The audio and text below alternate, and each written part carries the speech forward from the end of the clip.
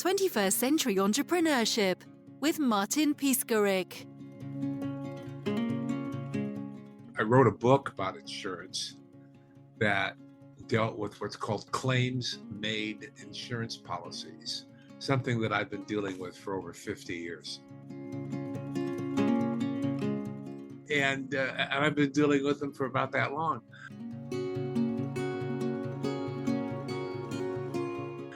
And as a result, those are very, very, very, very dangerous policies because they solved a problem and at the same time created more,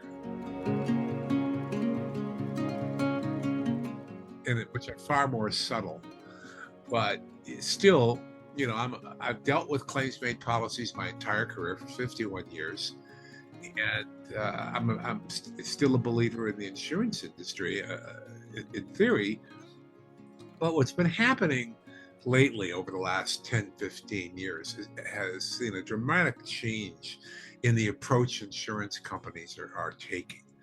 And one of them, and this has always been possibly true, it's just gotten worse, is the concept that the claims department of any insurance company is a cost center. But it's not a cost center. It's a profit center. And more succinctly, a colleague of mine, and I will never take credit for this phrase, I've always said that the claim department is a profit center. But a colleague of mine took that to a much higher level and in a very simple way. The claim department is the only place where the product is produced. Because the product is not that piece of paper you get, here's your policy, aren't you happy? You save $400 moving your coverage to me. That's not the product. The product is when you have a claim and how the claim department responds to paying that covered claim.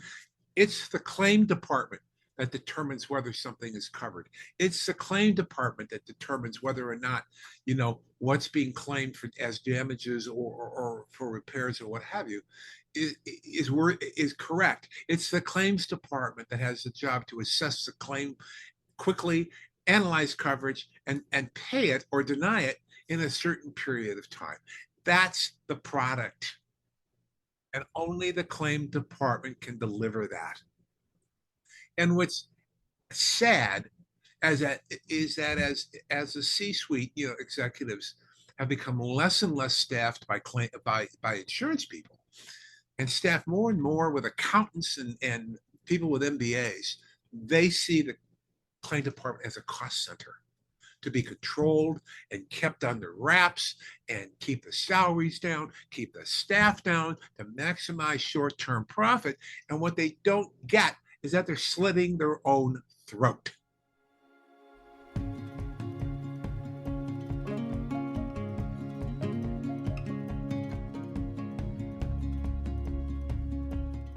And a good example of that is something that just took place.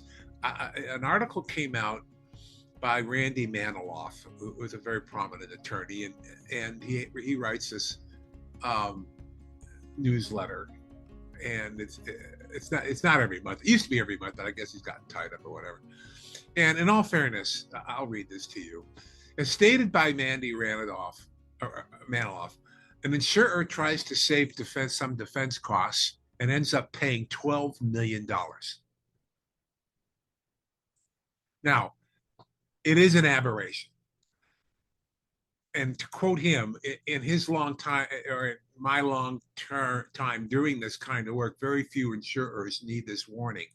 And there's a lot of truth to that. But what happened in this case is you had a doctor who happened to be a vascular surgeon who got named in a malpractice suit. And as it turned out, it was probably extremely defensible. In other words, he probably didn't do anything wrong. The problem was he served with a lawsuit, so immediately the clock is ticking to file an answer or some other response and file it with the court. Otherwise, a default could be taken. Meanwhile, the claim department says, oh, we should be able to arbitrate this. and get it over with, because this looks like a very defensible case. And as they're hassling this arbitration thing, the time to file an answer with the court ran. And in Georgia, a default can be entered automatically.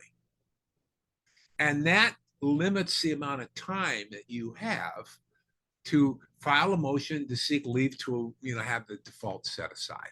Well, it never happened. Didn't happen. So the default is entered. By the time they realize, oh my God, we got this problem, they couldn't set it aside.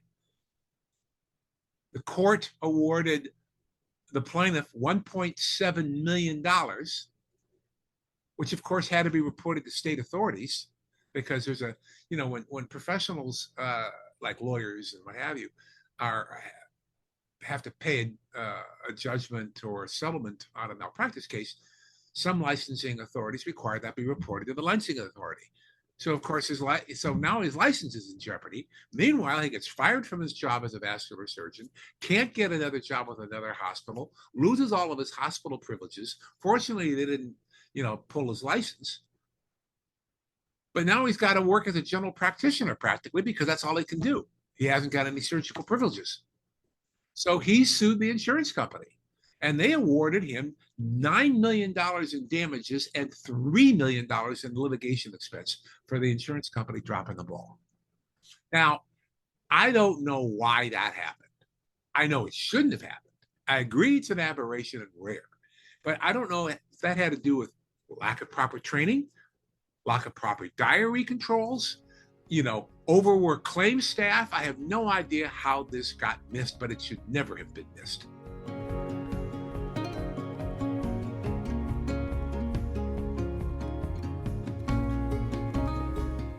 And that's 100% consistent with a white paper that Chantal Roberts wrote using data from claim audits that I used to do and what have you. And it was called The Return on Investment in the Claim Department, and sets forth the point that the claim department is a profit center. It is not a cost center. And this is why that phrase, the claim department is the only place where the product is produced, becomes so important. Because it is. It's 100% true. And so this white paper got released, and on May 1st it was announced. And the to their credit, the International Risk Management Institute decided it's too big, too long. We can publish it, but it has to be behind a paywall. We would rather it not be behind a paywall. So they invited Chantel and I to write an article for what they call their expert commentary newsletter. That's free to read, so you don't have to be a member of the International Risk Management Institute. And they allowed us to put a link to the white paper where it could be downloaded from Chantel's website. That's a pretty big deal for them to do. And that's how important they thought it was. And so they released that on Friday, May 1st. But they did that intentionally because on May 7th, the Academy of Insurance, another educational organization, was hosting a webinar as a panel, which they rarely do. Usually it's one speaker as a 1 hour as a 1 hour educational course, which they charge for. You have to be a member of the Academy. And they decided to have it as a panel with Chantal and I, and they offered it for free. Wow. And so, but you have two organizations here that normally kind of compete with each other in different targets, but they're still both educational oriented organizations and for profit, both of them. And they decided this was so important they wanted it released. And the Academy of Insurance normally doesn't advertise their webinars for more than 24 hours in advance, because they're 1 hour webinars. They try and set them for lunch area, and so it's really kind of, oh, I can make that now. So most people don't even register until the day before. They started advertising it 6 weeks in advance.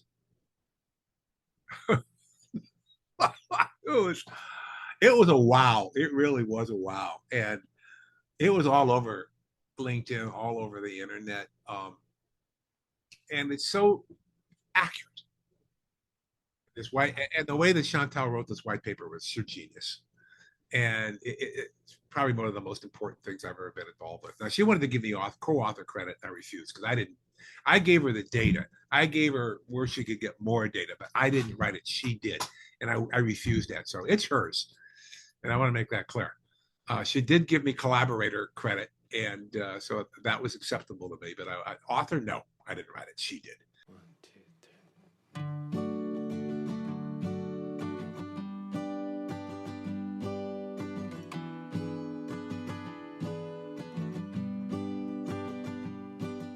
So here's what I'm doing now. I'm semi-retired.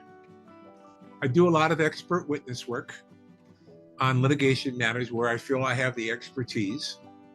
Most of the cases I handle are either insurance company bad faith cases, and I play both sides. I do defense or plaintiff. To me, it's about, do I believe in the case? Do I agree with the position being sought? If I don't agree with it, I won't take it. I don't decide, I'm a very straightforward, I try and be neutral as much as I can. I don't try and slant my interpretation because I'm working for the plaintiff or the defense. And I write my reports the same way.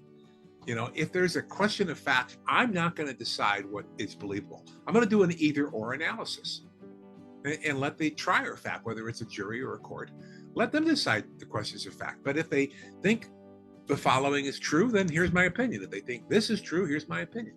And then there are neutral facts, and that makes it, of course, my opinion is much easier to do.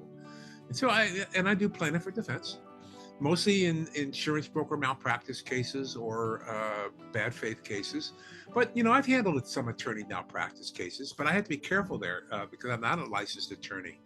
And so if I don't have the expertise for the issue, then I won't take the case. For instance, handling a malpractice case where an attorney blew the statute of limitations, that's easy. That's a no-brainer. Am I qualified to say there was malpractice in handling a merger or acquisition? Probably not. But I'm very honest about that. And I don't need to work. I do need a reason, however, to get up in the morning. And one of the things that I have been doing since 1978, I've been lecturing and publishing articles, and I would say over 90% or more, it may or may not be 100%, but I would say the vast majority of the articles and seminars and webinars, et cetera, I give and have given over the last 48 years fall into one of two categories. Category number one is how to avoid a lawsuit. Why that's important. I mean, I handled, back in my claim days, so many real estate malpractice cases and insurance broker cases and lawyer malpractice cases. You start seeing patterns and you start saying to yourself, God, this was avoidable. All they had to do was this, and we wouldn't be here today. And that became very important to me. And I wasn't the only one. Donald Malecki was the first, followed by Kevin Quinley, both in the early 1970s or mid 70s. My first speech was for real estate brokers was in 1978. My first article for insurance agencies was in 1979. So I was one of four, actually, that created what lawyers eventually called best practices. But they didn't create that concept until the 1990s. So I guess you could say I'm one of the four people, at least in the insurance industry, that created the concept of best practices. And even though lawyers try to take credit for it. But here's the importance of it. Number one, you want to avoid a lawsuit. For one thing, your customer chances are never going to come back again. So you're going to lose business because of it. And number two, it's so time consuming and stressful.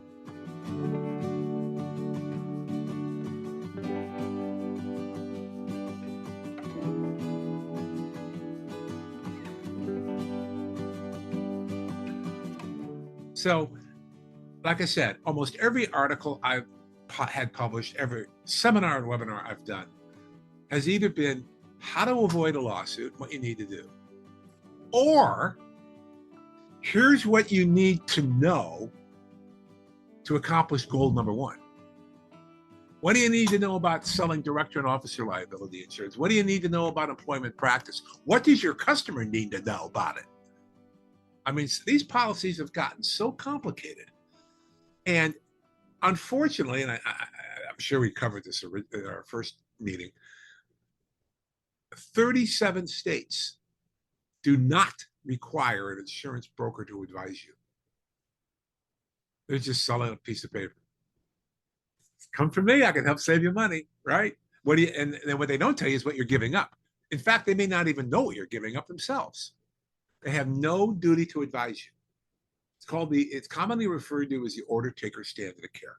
They have no more obligation to you than your server, your favorite restaurant.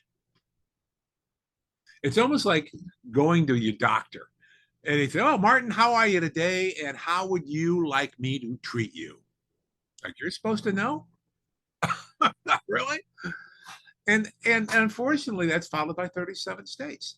And to make matters worse now, and I haven't cross-referenced too to see if they're an exact match or not, but it used to be before you could even take the exam to get a license to sell insurance, you had to take 12 hours of code and ethics classes and 40 hours in classroom.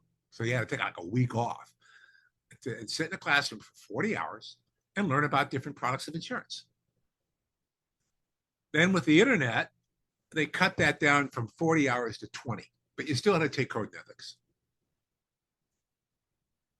Then, effective January 1st of this year, California joined 34 other states, eliminating pre-licensing classes on insurance, period. Now, they still kept code and ethics,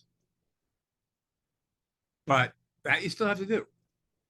But now you can study the book on how to pass what you need to know to pass the exam, much like what you need to do to keep your driver's license renewed, right? And read the book, memorize it, go take the exam. Now go out and sell publicly traded D&O or something like that. Are you kidding? I mean, they're dumbing it down. Nobody benefits from that. Certainly not the consumer, except lawyers. Lawyers benefit from that, but certainly not the consumer. Certainly not the poorest third party that got injured and was hoping to get, an insurance payoff from the party that injured you. Nobody's going to benefit from that. It's just dumbing the industry down, making it worse. And yet policies have gotten more complicated. They've gotten more tricky. And here's the downside to that. Whether you want to debate that this is a classic example of the supply side wanting to have the ability not to be accountable to the consumer, don't forget, suppliers are consumers too. And even though some of this may benefit lawyers, guess what? Lawyers are consumers too. They buy homeowners insurance. They buy auto insurance. They're probably taking those policies for granted just as much as their clients. Do they read them? Do they see what covered or not? You'd be surprised. Most lawyers don't. Matter of fact, they don't even read their own malpractice policy. Lawyers are the worst statistically in having their claims denied for malpractice when somebody's suing them and they submit the claim to the claim department. They're the worst at having their claims denied because they didn't submit the claim on time.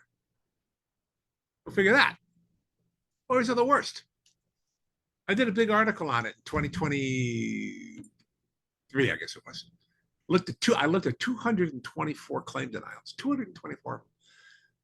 And 24 or 25% were law firms. The second largest category were directors and officers. But why? Why were they having their claims denied? Very simple. When you're a director or an officer of a company and you get served with a lawsuit, what do? You turn it over to who? Your corporate counsel. And they don't report it on your behalf either. Half the time, they don't even ask, do you have D&O insurance? Until it's too late. And that was another 22%. So just between law firms and directors and officers, that constituted 46% of those 224 cases that were denied. 46. That's crazy. And you want to dumb down the industry even more? Recently, I won't mention names, but there was another posting on LinkedIn, and it was the new CEO of a major insurance company. And he didn't like an interview because he doesn't like looking at a camera and just talking about stuff. So it was like an interview with somebody. And he was talking about how great the company is right now and how it's, gone through some issues and got them resolved, and look how great we're doing. And he started thanking the underwriting department and the marketing department, and on and on. Never mentioned the claim department. It was like it didn't exist. And like I said, that's where the rubber meets the road, guys. The product is how the claim department responds and resolves. They either do it right or they do it wrong. And if it's constantly wrong, you're going to lose customers. It's inevitable.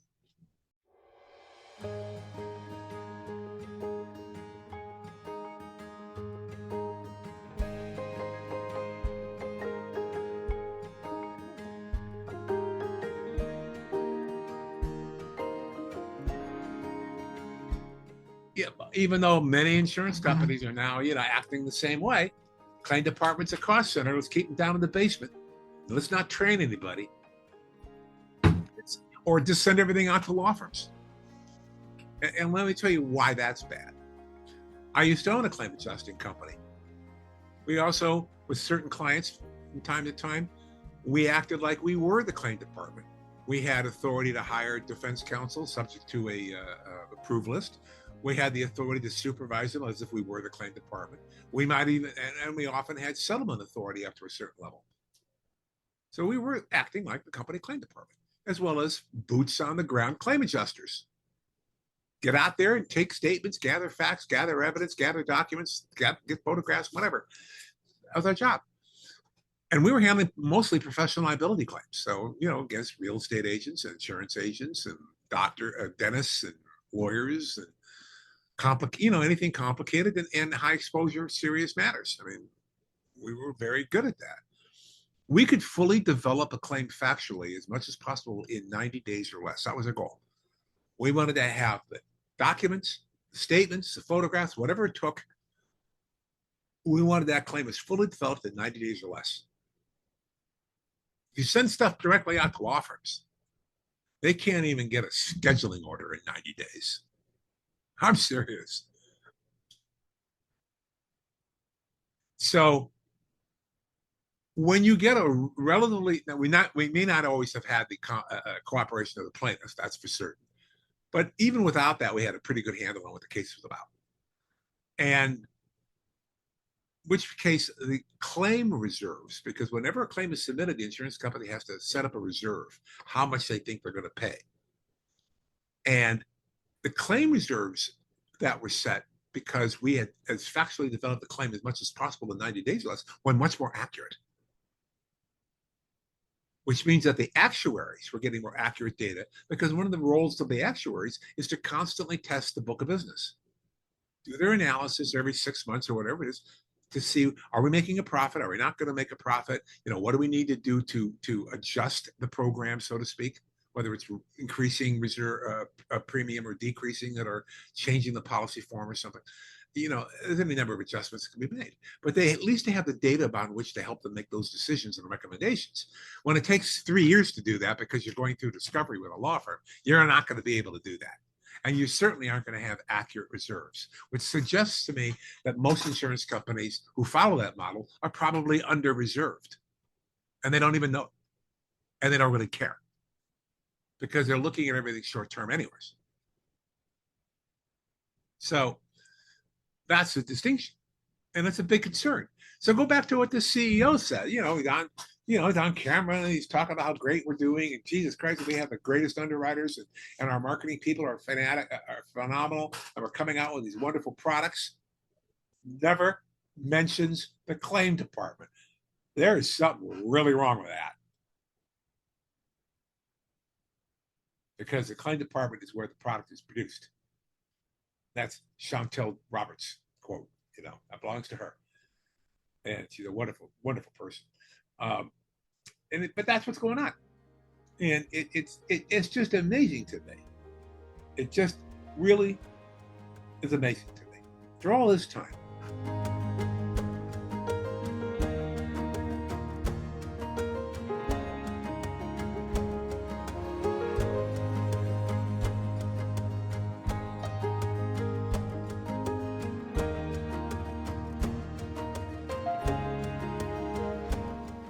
Let's wrap this up for you.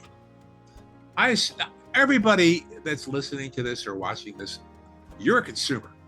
You need to take some time. I don't expect everyone to read a policy and understand it, because even I get confused on some of the ways these things are done.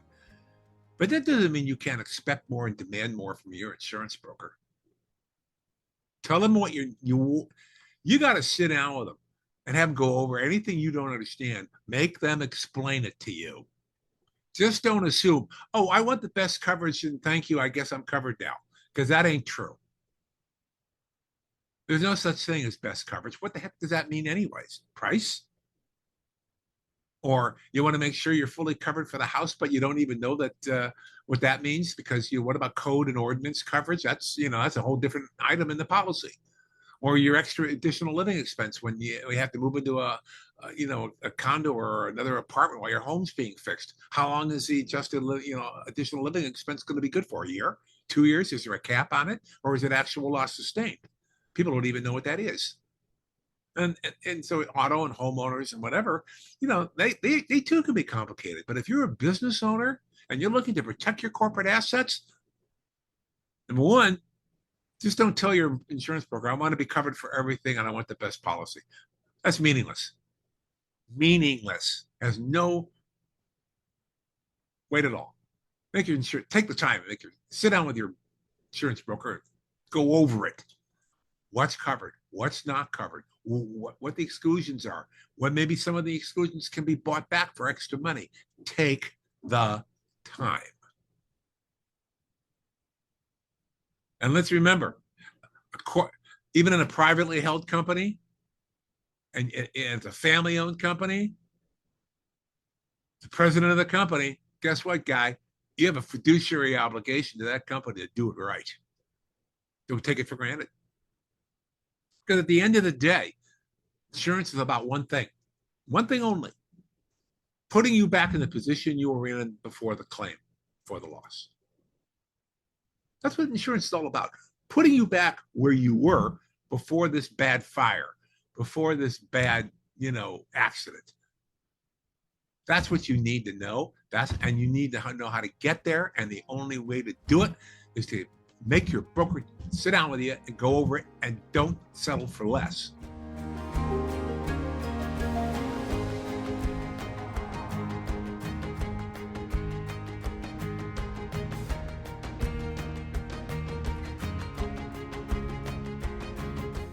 And the other thing you need to do too is put this one in writing. Authorize your broker to use the services of an intermediary if and when necessary. You have no idea how important that is, because an intermediary is what I used to do. I was a wholesale insurance broker. And a lot of wholesalers will say, I have no duty to anybody. I just get something in and I send it out and I get a quote back and I release the quote. I'm just a conduit. And yet you look at some of their advertising, oh yeah, we've got 42 experts here that know everything about this and that and this and that. And then so now they're holding themselves out as experts, but if they get involved in an E&O claim, oh no, we're just a conduit. They want to act like they have no duty to anybody. Well, here's how you can create that duty. Maybe, depends on the state. I'm not giving any legal advice here. Just put it in writing with your broker. If you need to use an intermediary, you're authorized to do so. That may create, again, check with a lawyer. I'm not an attorney. Check with a lawyer. That may create sub-agency with the wholesaler. Just put it in writing. Everything needs to be documented. Not only what you expect from your broker, be specific. Best coverage, cheap, whatever, it doesn't work. Be specific. I want to know what I need to know. You're authorized to use, an intermediary. And yeah, nobody wants to spend an hour or so with the broker going over their renewal, but take it seriously. And here's the other problem. I'll leave you with this one. A lot of insurance companies like to do auto renewal. Assuming that revenue hasn't gone up more than 25% in the past year, here's our renewal quote. Automatic. Of course, that assumes nothing else has changed. Brokers love it. Oh, here's your renewal quote. Just tell us you want us to bind it. They haven't asked, has anything changed? You have more employees, you have more revenue, if you got a new product, you have a new service. They don't ask that. And so guess what? You may not be covered for something new that you're doing. Or maybe you started doing it last year, but you've been on auto renewal for the last 3 years. Take the time, because I got news for you. When you get a claim denied, or you find out you're underinsured limit-wise for you're not going to find out in advance. You're going to find out when you submit the claim, and that's not when you win a surprise.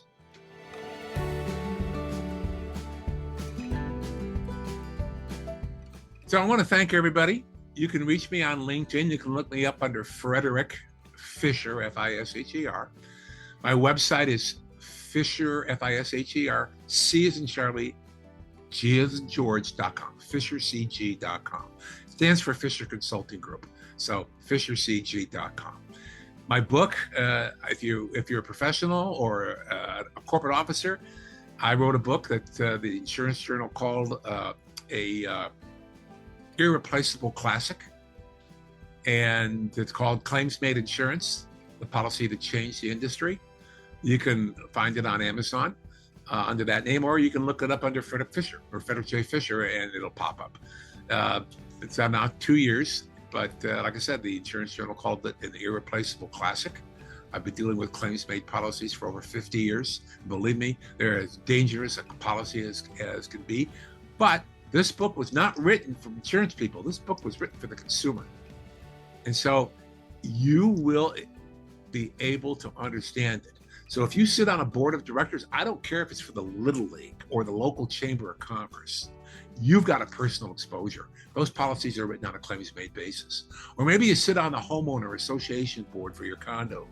Those policies are written on a claims-made basis. And then if you're a professional, lawyer, doctor, real estate broker, accountant, etc., or you provide a professional service for a fee of any kind, consulting, you've got a claims-made policy.